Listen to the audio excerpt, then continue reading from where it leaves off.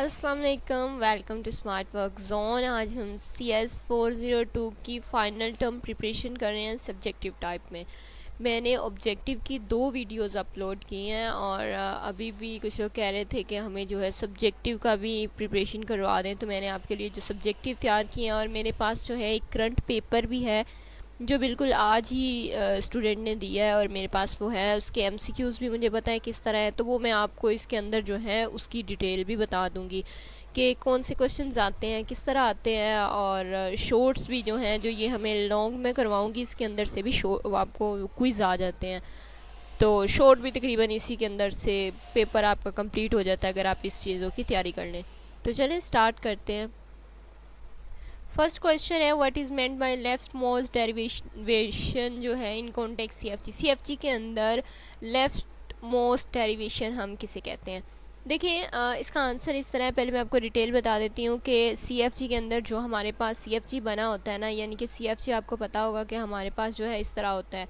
S की कोई form होती है, एस के साथ हमें अगर A और B रिप्रेजेंट किया हुआ है तो फिर A जो है ये हमारा स्मॉल ए को रिप्रेजेंट करता है और साथ में डबल ए को रिप्रेजेंट कर रहा होता है। इस तरह हमारे पास CFG होता है, ठीक है ना। तो कहता है कि लेफ़्ट मोस्ट डेरिवेशन क्या होती है कि आपकी जो स्ट्रिंग है, वर्किंग स्ट्रिंग है, उसमें से आप हमेशा लेफ़्ट मोस्ट नॉन टर्मिनल उठाएंगे ना, तो वो आपके पास जो है वो लेफ़्ट मोस्ट डेरिवेशन हो जाएगी। मसलन अगर आपके पास जैसे अगर A B और फिर A लिखा हुआ है इस तरह, ठीक है ना। तो ये देखें, ये 3 लिखे हुए हैं ना, ये तीनों जो हैं ये नॉन टर्मिनल है क्योंकि इन्हें हम रिप्लेस कर सकते हैं। तो यहाँ से लेफ़्ट मोस्ट जो है ये वाला A है, तो हम अगर इस वाले A को कंसीडर करें हर दफ़ा हम जब भी हमने सॉल्व करना है, हम सबसे पहले जो है वो लेफ़्ट मोस्ट वाली नॉन टर्मिनल को सॉल्व करें, तो वो जो डेरिवेशन बनेगी वो हमारे पास लेफ़्ट मोस्ट डेरिवेशन होगी। तो इसकी ये छोटी सी डेफिनेशन है कि CFG such that at each step of production is applied to left most non terminal in working string is apt to be left most derivation. Next question, ये question जो मैंने क्रॉस किए हुए हैं ये हमारे मिड टर्म के हैं, उन्होंने इसी में दिए हुए हैं तो मैंने क्रॉस कर दिए हैं। नेक्स्ट क्वेश्चन कहता है, consider the language defined by the following regular expression. ये मैं जिस पेपर की बात कर रही थी उसमें ये इस तरह का क्वेश्चन शॉर्ट में आया हुआ था, ठीक है। यानी कि आपको एक एक्सप्रेशन दी हुई थी, एक्सप्रेशन चेंज थी लेकिन एक्सप्रेशन दी हुई है और आपको कहा है कि इससे आपने CFG बनाना है। तो एक्सप्रेशन से हमने CFG कैसे बनाना होता है, वैसे तो इसका एक ख़ास मेथड है लेकिन मैं आपको बता देती हूँ। अगर आपको क्वेश्चन आ जाए तो आपने किस तरह इजीली उसे सॉल्व कर लेना है। तो आपने क्या करना है कि ये देखें, जो भी ब्रैकेट्स हैं उनको आपने कोई कैपिटल वर्ड कंसीडर कर लेना है। जैसे आपके पास B और A लिखा हुआ है ना, सबसे पहले हम स्टार्ट तो S से करते हैं, तो आपने S लिख लेना है सबसे पहले। और उसके बाद जो है जितने भी ब्रैकेट्स वाले होंगे उन्हें आपने कैपिटल वर्ड कंसीडर कर लेना है। अगर जैसे ये है तो इसे हम X कंसीडर कर लेते हैं, बाकी आपने ब्रैकेट के बगैर वाले वैसे ही लिख देने हैं। तो जो हमारा S है वो बिलोंग करेगा B, और जो ये ब्रैकेट वाला है पेरेंथेसिस के अंदर, इसे हम X कंसीडर कर लेते हैं और उसके बाद A इस तरह आ जाएगा। तो अब इसमें क्योंकि x हमारे पास नॉन टर्मिनल आ गया है, जो भी हम बड़ा कैपिटल वाला जो कंसीडर करेंगे उससे फिर रिप्लेस करना होता है। तो अब हम कैपिटल वाले को लिखेंगे, अगर 2 होंगे तो फिर आप 2 दफ़ा उसे लिखेंगे, और जैसे हमारे पास सिर्फ एक ही है x, तो हम x को लिखेंगे। अब x के अंदर आप चेक करें, a आ सकता है या b आ सकता है। तो आपने x में लिखना है कि या तो a आ सकता है या b आ सकता है। और अब चेक करें कि x के ऊपर प्लस लगा हुआ है। अगर तो यहाँ पे प्लस लगा होगा तो फिर आपने यहाँ लिख देना है डबल x, ठीक है। और अगर यहाँ पे स्टार लगा होगा तो आपने डबल x लिख के साथ में फिर इस तरह का स्लैश लगा के इस तरह, और साथ में आपने नल लिख देना है। लेकिन वो हम तब लिखेंगे जब हमारे पास यहाँ पे स्टार लगा होगा, क्योंकि यहाँ पे हमारे पास प्लस लगा हुआ है तो हम डबल x पे ख़त्म कर देंगे। तो ये आपके पास जो आएगी ये इसे हम CFG कहेंगे, ठीक है। उसके बाद उसने लिखा हुआ है what will be the corresponding जो है कॉन्टेक्स्ट फ्री ग्रामर, इसकी CFG। वो ठीक है, वो CFG हमने फाइंड कर ली, तो ये इसकी CFG हो जाएगी। ये देखिए मैंने यहाँ पहले भी लिखा हुआ था, बस मैंने ये जो ये वाली वैल्यू है इसे A कंसिडर किया हुआ है, ठीक है, और बाकी तकरीबन सेम ही है। तो आपने आपका जो भी क्वेश्चन होगा आपने उसे इस तरह सॉल्व कर लेना है। अगर आप कुछ क्वेश्चंस की प्रैक्टिस करेंगे तो आपको इजीली समझ में आ जाएंगे। नेक्स्ट क्वेश्चन है हमारे पास, कहता है consider live production to applied during derivation of a word in your point of view what will be the ultimate result. कहता है कि आप लाइव प्रोडक्शन को कंसिडर करें और फिर हमें बताएं कि डेरिवेशन के दौरान जो एक वर्ड है आपके पॉइंट ऑफ व्यू से उसका अल्टीमेट रिजल्ट क्या होगा। तो देखें हमने आंसर नीचे लिखा हुआ है, live production in the context of context free grammar यानी कि CFG refers to the application of a production rule during the derivation of a word. तो ये हमारे पास एक छोटी सी स्टेटमेंट है। वैसे तो लाइव प्रोडक्शन के जो है आपको कम वो क्वेश्चन देता है, लाइव प्रोडक्शन और डेड प्रोडक्शन के वो आपको MCQ ज़रूर देता है। जिस पेपर की मैं आज बात कर रही हूँ उसमें भी लाइव और डेड प्रोडक्शन के 2 MCQs आए हुए थे, यानी कि वो आपको एक इक्वेशन दे लेता है और पूछ लेता है कि ये आपकी लाइव प्रोडक्शन है या डेड प्रोडक्शन है, साथ में 2 ऑप्शन और दे देता है। तो लाइव प्रोडक्शन और डेड प्रोडक्शन का आपको पता होना चाहिए। कोई भी जब जो है नॉन टर्मिनल किसी नॉन टर्मिनल को रिप्रेजेंट कर रहा हो, ठीक है, नॉन टर्मिनल को रिप्रेजेंट कर रहा हो तो वो लाइव प्रोडक्शन होती है। और जब कोई नॉन टर्मिनल किसी टर्मिनल को रिप्रेजेंट कर रहा हो तो देन वो डेड प्रोडक्शन होती है। तो ये आपने याद रखने। इसी तरह आज भी क्वेश्चन था, मतलब ये लाइव प्रोडक्शन का आई थिंक दिया हुआ था कि अगर ये इक्वेशन लिखी हुई थी इस तरह पूरी, नॉन टर्मिनल अगर रिप्रेजेंट कर रहा है नॉन टर्मिनल को, तो नीचे ऑप्शन थे लाइव प्रोडक्शन, डेड प्रोडक्शन और 2 कुछ और थे, तो उसमें से आपने लाइव प्रोडक्शन जो है वो चूज़ कर लेना है, ठीक है। नेक्स्ट हमारे पास क्वेश्चन है, कहता है कि what is meant by following statement, language is closed. Language close होने का क्या मतलब है? कहता है लैंग्वेज क्लोज का क्या मतलब है। लैंग्वेज क्लोज का ये मतलब है कि आप कोई स्ट्रिंग्स लें, उनके ऊपर कोई सर्टेन ऑपरेशन अप्लाई करें, ठीक है। स्ट्रिंग्स लें, उनके ऊपर कोई सर्टेन ऑपरेशन अप्लाई करें और आपके पास जो रिजल्टेंट स्ट्रिंग्स आएंगी वो भी आपकी उसी लैंग्वेज से बिलोंग कर रही होंगी जिस लैंग्वेज से आपने अपनी स्ट्रिंग ली थी, ठीक है। और वो आपकी क्लोजर प्रॉपर्टी को भी मेंटेन कर रही होंगी। तो ऐसी जो स्टेटमेंट या ऐसी जो ट्रिक आप समझ लें या कुछ भी समझ लें कि आपने एक मेथड अप्लाई किया ऑपरेशन और आपके पास अगर इस तरह आए तो उसे हम लैंग्वेज क्लोज्ड कहते हैं। तो वो जो लैंग्वेज होती है उसे हम लैंग्वेज क्लोज्ड कहते हैं, ठीक है। ये आपने जो है एज इट इज़ देख लेनी है। A language being closed means that applying a certain operation to its strings result in strings that also belong to the same language maintaining the closure property under that operation। तो ये वैसे आज वाले paper में ये question नहीं था इसलिए, लेकिन आ भी सकता है इसलिए मैंने आपके लिए लिख दिया हुआ है, ठीक है। नेक्स्ट क्वेश्चन है, कहता है राइट 3 डिफरेंट पार्सिंग टेक्निक्स। आपने 3 पार्सिंग टेक्निक्स लिखनी है। पार्सिंग टेक्निक्स हमारे पास 3 होती हैं। यहाँ इन्होंने डिस्क्राइब नोट्स में एक की हुई है लेकिन नाम तीनों के लिखे हुए हैं। और अगर मैं आपको बताऊँ तो ये भी MCQs आया हुआ था। उन्होंने लिखा हुआ था which one is not a parsing technique, और नीचे ये तीनों लिख के एक चौथी टेक्निक लिखी हुई थी which was right to left. हाँ, right to left parsing technique लिखी हुई थी। तो इस तरह ये 4 लिखी हुई थी। तो हमारे पास 3 कौन सी होती हैं, top down parsing, bottom up parsing और parsing technique for particular grammar of arithmetic expression. तो वो जो आपका राइट टू लेफ़्ट वाला ऑप्शन था वो करेक्ट था। तो ये वाला भी क्वेश्चन जो है ये MCQs में आया हुआ था, लेकिन वो आपको ये क्योंकि 3 डिफरेंट पार्सिंग टेक्निक है तो शॉर्ट क्वेश्चन में वो आपको ये क्वेश्चन पूछ सकता है। नेक्स्ट हमारे पास क्वेश्चन है illustrate decidable problems with the help of an example. अगर आपको लेक्चर अच्छा लग रहा है तो सब्सक्राइब कर दें चैनल को। अगर आपको लेक्चर अच्छे लगते हैं तो सब्सक्राइब कर दिया करें, यही हमारे लिए थैंक्स होता है, मोटिवेशन होती है ताकि हम आपके लिए जो है और लेक्चर्स बना सकें। और अगर किसी सब्जेक्ट का चाहिए हो तो आप बता सकते हैं किस सब्जेक्ट का चाहिए। तो चलें इसका आंसर देखते हैं। कहता है illustrate decidable problem with the help of example. आपने डिसाइडेबल प्रॉब्लम बतानी है। देखिए हमारे पास जो है 2 चीज़ें थी नोट्स में, एक डिसाइडेबल प्रॉब्लम थी और एक प्रोसीजर था, डिसीजन प्रोसीजर, ठीक है। तो डिसीजन प्रोसीजर ऐसा होता है जिसमें हम येस या नो में आंसर देते हैं, और जब डिसीजन प्रोसीजर के अंदर कोई प्रॉब्लम आती है तो उस प्रॉब्लम को हम डिसाइडेबल प्रॉब्लम कहते हैं, ठीक है। तो वो कहता है problem that had decision procedure is called decidable problem. उसकी उसने 2 एग्जांपल लिखी हुई हैं। कहता है the 2 regular expression define the same language. एक ये होगी इसकी एग्जांपल, दूसरी है द 2 FAs आर इक्विवेलेंट। और मैं आपको बताऊं कि जो आज के पेपर में क्वेश्चन आया हुआ था वो उसने पूछा हुआ था डिसाइडेबल प्रॉब्लम की 3 एग्जांपल्स लिखे। 3 नंबर का क्वेश्चन था, शॉर्ट, और उसने कहा हुआ था जो 3 एग्जांपल लिखे। तो ये 2 एग्जांपल आपके नोट्स में लिखी हुई हैं। एक आप चाहें तो जो है वो सर्च कर लें गूगल पे या वट एवर, आपको बहुत सारी मिल जाएंगी, तो आप ज़रा देख लीजिएगा। वैसे मैंने ऐसा क्वेश्चन पहले नहीं देखा था, लेकिन आज ये क्वेश्चन आया हुआ था कि 3 डिसाइडेबल प्रॉब्लम्स लिखे। तो 2 तो ये लिखी हुई हैं, एक तो 2 regular expression define the same language और 2 एफेज आर इक्विवेलेंट। तो ये 2 हैं और एक आप खुद देख लीजिएगा।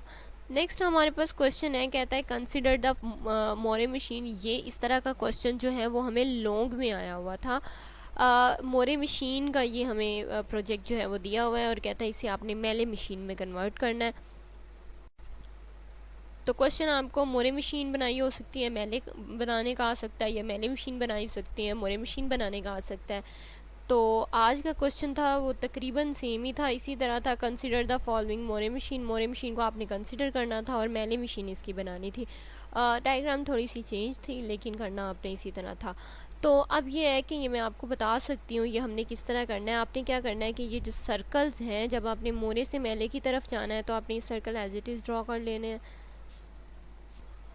और जितने भी एरोज़ हैं वो भी आपने एज इट इज़ जो है सारे ड्रॉ कर लेने हैं। ठीक है, ये इस तरह जो एरोज़ हैं ये आपने ड्रॉ कर लेने हैं। और ये यहाँ पे ऊपर कुछ लूप बने हुए हैं वो मैं इससे ड्रॉ कर देती हूँ आपको। इस तरह जो है लूप आपने ड्रॉ कर लेने हैं। ये चेक करें, सब कुछ आपने वैसे ही ड्रॉ कर लेना है जब आपने मोरे से मेले मशीन बनानी है। ठीक है, तो अब आपने क्या करना है कि इसके अंदर जो है अगर आप चेक करें तो यहाँ पे Q0 लिखा हुआ है, तो यहाँ पे आपने Q0 ही लिख देना है। यहाँ पे Q1 लिखा हुआ है तो यहाँ आप जो है Q1 ही लिख देंगे। ठीक है, जो नाम हैं उनके वो हम एज इट इज़ लिखते जाएंगे, Q2 और Q3 भी इसी तरह हम लिख देंगे। तो इन्हें लिखने के बाद हमने नेक्स्ट क्या करना है कि नेक्स्ट स्टेप पे जो हमने चेंजिंग करनी है ना वो इससे अगले स्टेप पे करनी है न। इससे अगले स्टेप पे हमने इस तरह करना है कि एक मिनट में इसे लिख दूँ ये। तो अब आपने क्या करना है कि अब आपने ये देखें यहाँ पे लिखा हुआ है B, तो आपने यहाँ पे राइट करना है B। ठीक है, यहाँ पे आप राइट करेंगे B जो यहाँ पे लिखा हुआ है ये। लेकिन अगर आप देखें तो आप B से वापस Q0 पे आते हैं और आपको क्या मिलता है, 0। B कहाँ पे आ रहा है, Q0 पे, और Q0 पे क्या लिखा हुआ है, 0। तो ये 0 आपने B के साथ लिख देना है। ठीक है, इसी तरह अगर आप इस एरो पे अब आ जाएं तो ये एरो जो है एक मिनट, हाँ, ये एरो इस एरो पे आ जाए तो ये एरो क्या है, A। तो यहाँ हमने A एज इट इज़ लिख देना है। और A जब है, A का एरो जा रहा है Q1 पे और Q1 के साथ क्या लिखा हुआ है, 1, तो इसके साथ भी हम 1 लिख देंगे। इसी तरह ये नीचे B है तो B आ रहा है Q0 की तरफ, तो हम यहाँ पे जब लिखेंगे B और B आ रहा है Q0 की तरफ, Q0 पे था 0 तो B के साथ हम लिख देंगे 0। ठीक है, इस तरह आपने जो है इसे तैयार कर लेना है। अगर आप चेक करें तो यहाँ पे हमारे पास B लिखा हुआ है, तो B लिखेंगे तो B जब है वो Q2 पे जा रहा है, Q2 पे 0 है, तो यहाँ पे हम B और साथ में 0 लिख देंगे। इसी तरह यहाँ पे अगर आप इसको चेक करें तो ये हमारे पास B है और B जो है B वापस आ रहा है Q2 पे और उसके साथ 0 है, तो हम 0 लिख देंगे। इसी तरह आपने बाकी जो है वो सारा सॉल्व कर लेना है। तो इस तरह आपकी जो मोरे मशीन है वो मेले मशीन में कन्वर्ट हो जाएगी। तो आपने ये चीज़ जो है बहुत गौर से करनी है कि आपका एरो जिस साइड पे जा रहा है आपने उसी की वैल्यू लिखनी है। ऐसा नहीं होना चाहिए कि आप वो एरो अगर Q3 से Q2 की तरफ जा रहा है तो आपने वैल्यू Q2 की लिखनी थी, वैल्यू जो है Q1 Q3 की लिख दी। तो इस तरह जो है वो आपका क्वेश्चन गलत हो सकता है। आपने अपने को क्वेश्चन को गलत नहीं करना, अच्छे से देख लेना है। उसमें हमने ये थोड़ी सी चेंजिंग होती है इसमें जो आपने करनी है, और बस फिर आपका जो है वो क्वेश्चन वो क्लियर हो जाएगा। ठीक है, तो ये हमारे पास यहाँ पे 1 आ जाएगा। तो इस तरह जो है आपके पास ये पूरी एक मेले मशीन बन गई है। इसी तरह आप मेले से मोरे भी बना सकते हैं। मेले से मोरे बनाने का के लिए क्या होगा कि ये आपको दी होगी और ये आपने बनानी होगी। तो आपने बिल्कुल ऐसे ही करना है कि ये 0, ये देखें ये इधर आ रहा है और ये इधर आ रहा है, ये दोनों 0 है ना, तो आपने इसके साथ Q0 के साथ 0 लिख देना जैसे ये ऊपर बना हुआ है। लेकिन जो है अगर आपने मेले से मोरे बनानी हो तो वो थोड़ी सी डिफ़िकल्टी होती है उसमें। एक चीज़ में ऐसा हो सकता है बाज़ औक़ात कि अब यहाँ पे 1 अगर लिख दे वो, ठीक ठीक है। तो ये बी जो है ये ज़ीरो आ रहा है, तो इसका मतलब है क्यू नॉट के साथ ज़ीरो आना चाहिए। तो इस बी के साथ वन है, तो इसका मतलब है इसके साथ वन आना चाहिए। तो अगर ऐसी सिचुएशन आ जाए कि हमें इसके साथ वन भी चाहिए और वन भी और ज़ीरो भी, दो चीज़ें चाहिए या दो से ज़्यादा, तो फिर हम इसके दो हिस्से कर लेते हैं, क्यू नॉट के दो हिस्से कर लेंगे, ठीक है। तो एक क्यू नॉट वन कह देते हैं एक को, और एक को फिर हम क्यू नॉट टू कह देंगे। तो एक तरफ हम जो वन वाला है वो इधर ले जाएंगे और जो ज़ीरो वाला है वो इधर ले जाएंगे, ठीक है। आई थिंक आपको समझ आ गई होगी, बाकी सेम वैसे ही होता है। नेक्स्ट क्वेश्चन नहीं है, ये हमारे पास वही पेपर लिखा हुआ है जिसकी मैं बात कर रही थी, और आई होप आपने सब्सक्राइब कर दिया होगा। इतनी सारी मैं आपके लिए एफ़र्ट करती हूँ, तो आप मुझे एक सब्सक्रिप्शन तो दे ही सकते हैं।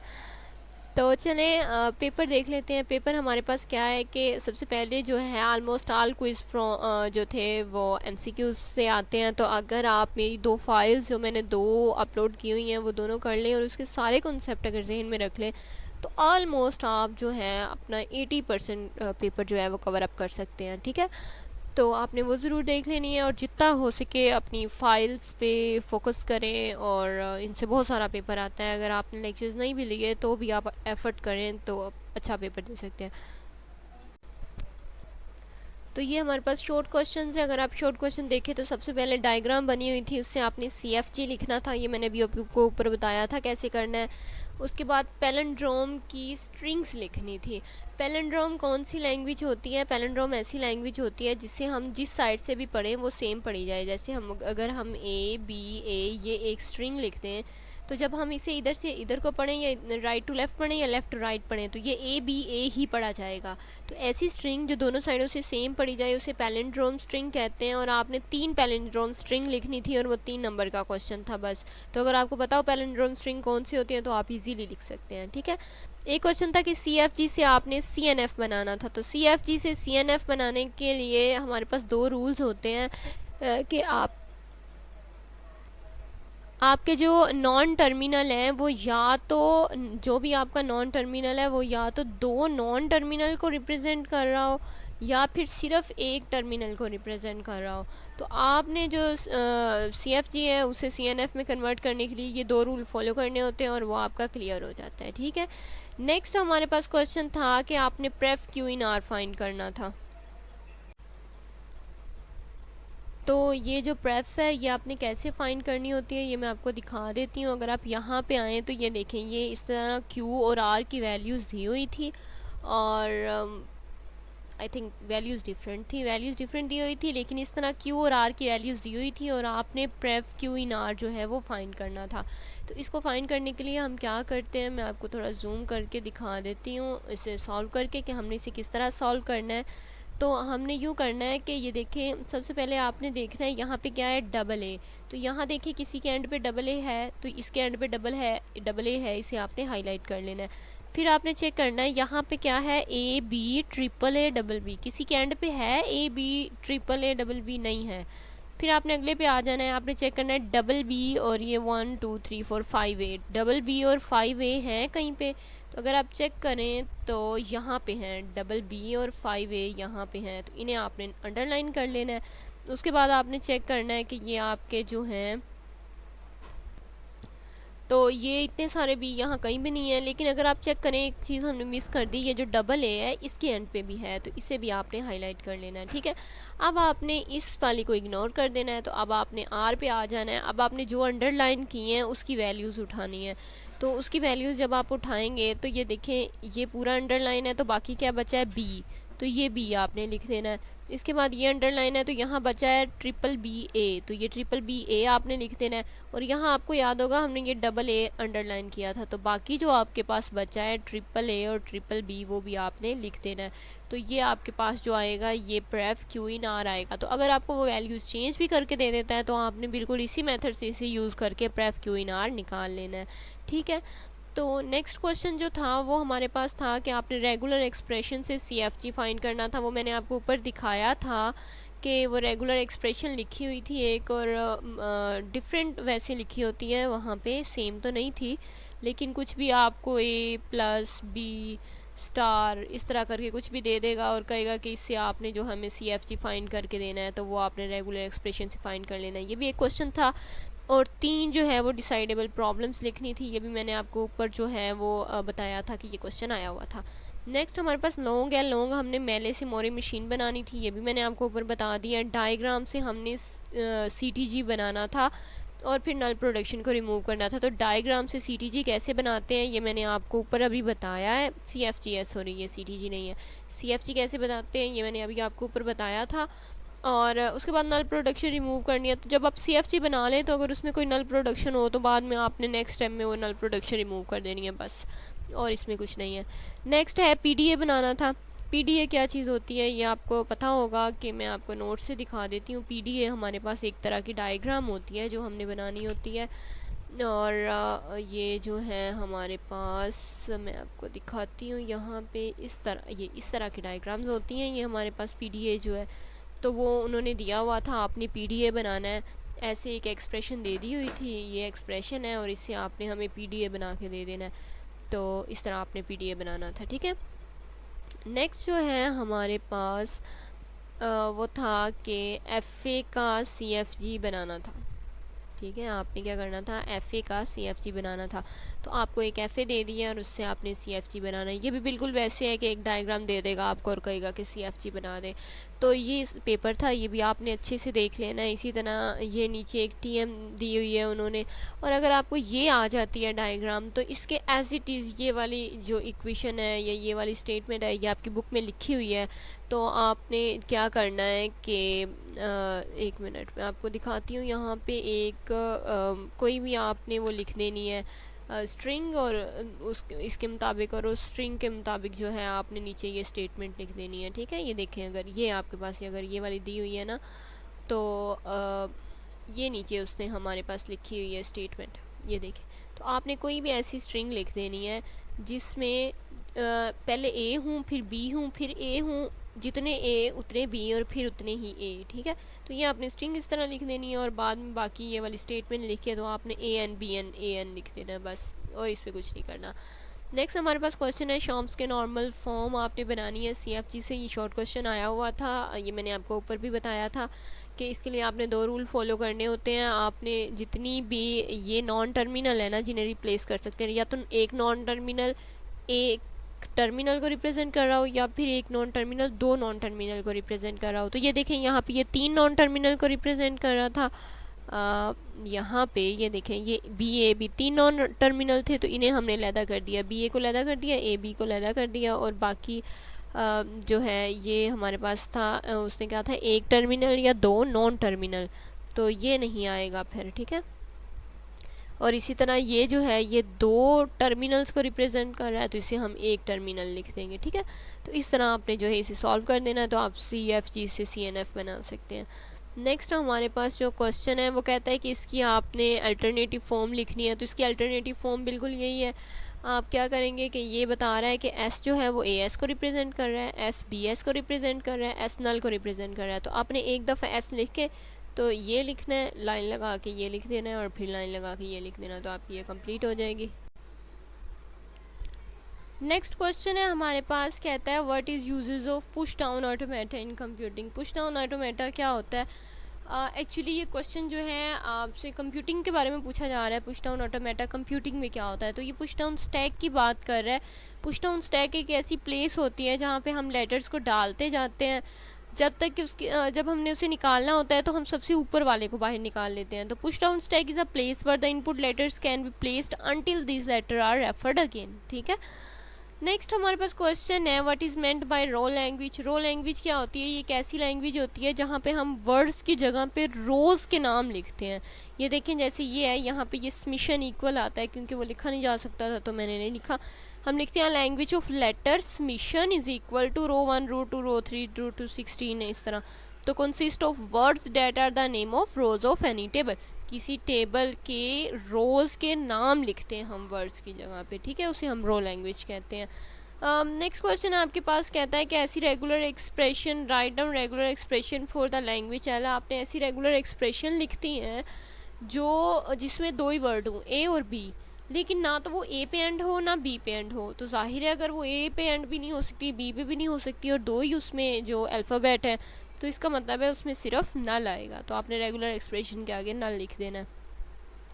इसी तरह यहाँ उसने एक क्वेश्चन दिया हुआ है, ये मुझे लगता है आता नहीं है कोई इतना ख़ास, शायद पहले बहुत लेंथी क्वेश्चंस होते थे पेपर्स में तब आता होगा, लेकिन चले मैं आपको बता देती हूँ इसकी थोड़ी सी एक्सप्लेनेशन। इसका ये है कि हम रीड 9 से स्टार्ट हुए हैं, रीड 3 पे गए हैं, और हमने जो है यहाँ पे पॉप क्या किया है, बी, रीड बी को किया था, और पुश क्या किया हमने, ए बी बी। तो ये इस तरह आपने इसे बस एक्सप्लेन कर देना है। नेक्स्ट जो है वो कहता है कि write down context free grammar, CFG लिखना है। ये देखें एक्सप्रेशन दी हुई है, CFG लिखना है।